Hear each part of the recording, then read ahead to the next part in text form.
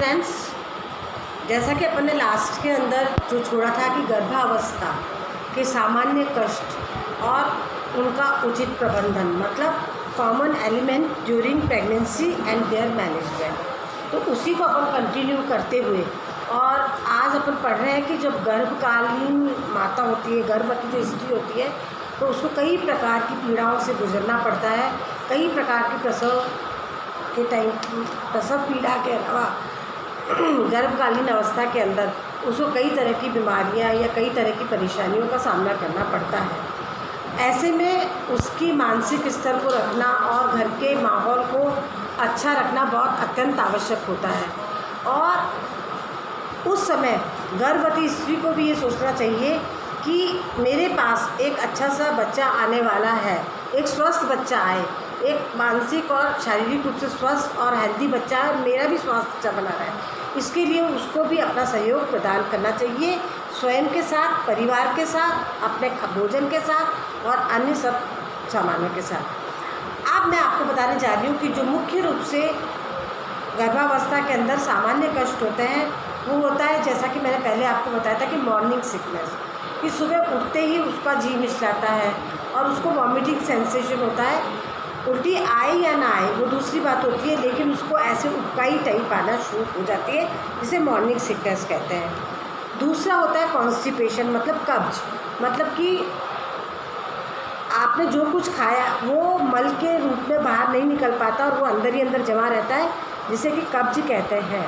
और कब्ज कभी भी नहीं होना चाहिए, एक सामान्य व्यक्ति को भी नहीं होना चाहिए। अगर आपके पेट साफ नहीं होगा तो आपको बवासीर मीन्स पाइल्स की बीमारी होने की शिकायत हो सकती है।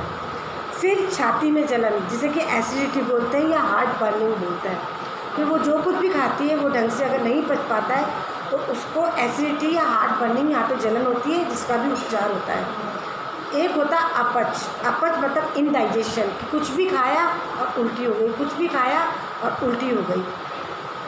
एक होता है अनिद्रा या निद्रा ना आना, इसको इंग्लिश में कहते हैं इंसोम्निया। इंसोम्निया का मतलब ये होता है कि रात को नींद नहीं आना। एक सामान्य व्यक्ति में भी ये हो सकता है, उसको भी अनिद्रा या इंसोम्निया ही बोलते हैं। लेकिन गर्भकालीन अवस्था के अंदर विशेष रूप से तब स्त्री ये सोचती है, अगर प्रथम प्रसव है तब उसको दिमाग में ये रहता है पता नहीं कैसे होगा, क्या होता है, इस तरह के अजीब अजीब से प्रश्न उसके दिमाग में आते हैं और उसकी वजह से उसको अनिद्रा की परेशानी हो सकती है। या पेट में जो गर्भ पल रहा है उसकी वजह से भी, जैसे कि कभी कभी वो जो बच्चा है हिलता है या कुछ और है या कोई अन्य तरह की बीमारी है, उसकी वजह से भी हो सकती है। और अगर कब्ज हुई तो बवासीर होने के भी चांसेस काफ़ी बढ़ जाते हैं, क्योंकि उसको या तो लिटाए रखते हैं अगर वो परेशान होती है, या बैठे रहते हैं। ज़्यादा बैठने से भी, जब हमारे बहुत ज़्यादा सिटिंग से भी बवासीर होने के चांसेस रहते हैं। एक होता है पेशियों में ऐंठन, मतलब मसल्स क्रैम्प्स, मतलब ऐंठन आना। ये वैसे तो एक सामान्य व्यक्ति में भी होते हैं कि जब उसमें सप्लीमेंट्स, जैसे कि एक उम्र होती है 30 साल की, या तो आपने बैलेंस डाइट नहीं ली है, या आपकी विटामिन्स की, प्रोटीन की, कैल्शियम की, या किसी भी अन्य तरह के पौष्टिक तत्व जो कि मैं आपको पढ़ा चुकी हूँ उनकी कमी होती है, तो शरीर में मस्कुलर पेन्स, ऐंठन आना शुरू हो जाती है, मरोड़े आना शुरू हो जाते हैं, वो इस उम्र में इस समय ज़्यादा होता है। फिर है कमर का दर्द, क्योंकि पेट तो उसका आगे निकलता है और कमर जो होती है उस पर भी वज़न पड़ता है, उसकी वजह से कमर का दर्द भी होता है। शारीरिक सूजन, अगर वो वाटर रिटेंशन होता है, जैसे पानी अगर उसके बॉडी में जमा होता है, बार बार उसका मूत्र विसर्जन नहीं हो रहा होता, तो उसको ये जो होता है पानी जो होता है वो शरीर में भरता है, उसकी वजह से भी सूजन आ सकती है। और अभी खून का दौरा है वो नीचे की तरफ जा रहा है या नहीं जा रहा है, कई और कारण भी उसके हो सकते हैं। शिराओं का फूल जाना, वो भी आपका ब्लड सर्कुलेशन से रिलेट रखता है, जिसे कि वेरिकोसा वेन कहते हैं। वेरिकोसा वेन अगर होता है तो डॉक्टर से अवश्य राय लेनी चाहिए। एक होता है कि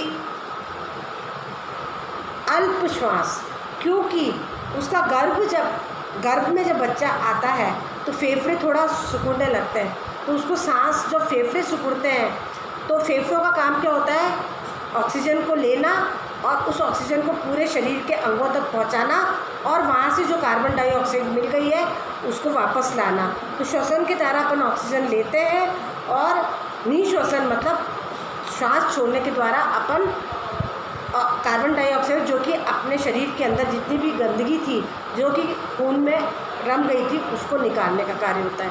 तो श्वसन एक अत्यंत जरूरी प्रक्रिया है। फिर है आहार के प्रति घृणा या प्रेम।